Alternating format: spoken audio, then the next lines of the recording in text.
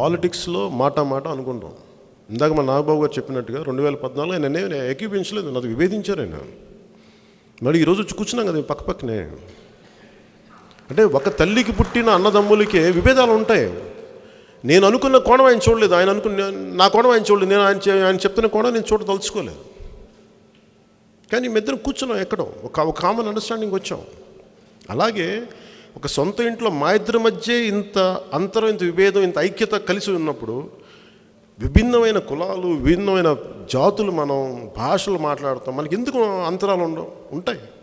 కానీ వీటన్నిటిని దాటుకొని మనందరం ఒక కామన్ ప్లాట్ఫామ్ కోసం, ఆంధ్ర అనేది మనది, ఇది మన నేల, ఇది తెలుగు వాళ్ళం మనం, తెలంగాణ మన నేల. అందుకని అలాంటి దాంట్లోనే నేను ఉత్తరాంధ్రలో కానీ ఏమైనా దయచేసి దాని కొంచెం భావోద్వేగాలు తగ్గించుకోండి కొద్దిగా. మీ అందరికంటే నాకు ఆవేశం ఎక్కువ ఉంటుంది. ఎంత ఆవేశం లేకపోతే నేను పాలిటిక్స్కి వస్తాను చెప్పండి, మీరు ఆలోచించండి. ఎంత కడుపు మండకపోతే పాలిటిక్స్కి వస్తాను ఇన్ని ఎదిరించి. కానీ మన దీర్ఘకాలికంగా మన సమస్యల మీద కోపం చిన్న చిచ్చుబుడ్లాగానో లేదా సీమటపాకలా పేలిపోతే అవ్వదు. మీరు ఒక అణుబాంబులా ఉండాలి మార్పు కోసం.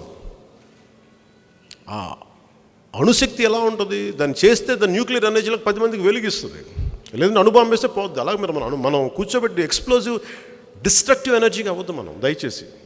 ఈ రోజున మన నాయకులందరినీ 90% జన సైనికులు, ఆడపడుచులు, వీర మహిళలు జనం చేసేసారు. ఈ రోజున 10% మనం చేయాలి. ఇందాక నాగబాబు గారు చెప్పినారు, నాగబాబు గారికి ఆ వ్యక్తులు చెప్పినట్టుగా.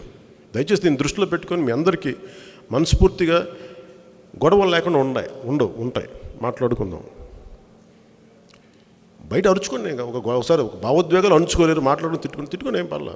కానీ వచ్చి మళ్ళీ షేకరించుకొని మిలాఖత్ తీసుకోండి. మనం పాకిస్తాన్ వాళ్ళు తిట్టుకొని మాట్లాడుకోవట్లా, మనం తుపాకులు పెట్టి కాల్చుంటారు మన వాళ్ళు పాకిస్తాన్.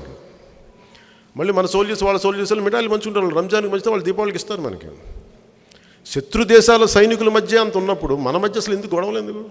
దాన్ని దయచేసి కొంచెం పెద్ద మనసుతో అందరూ తీసుకెళ్ళి ఈ గొడవ, ఈ కోపం వైసీపీ వాళ్ళని చూపించడం మన మీద ఉంది.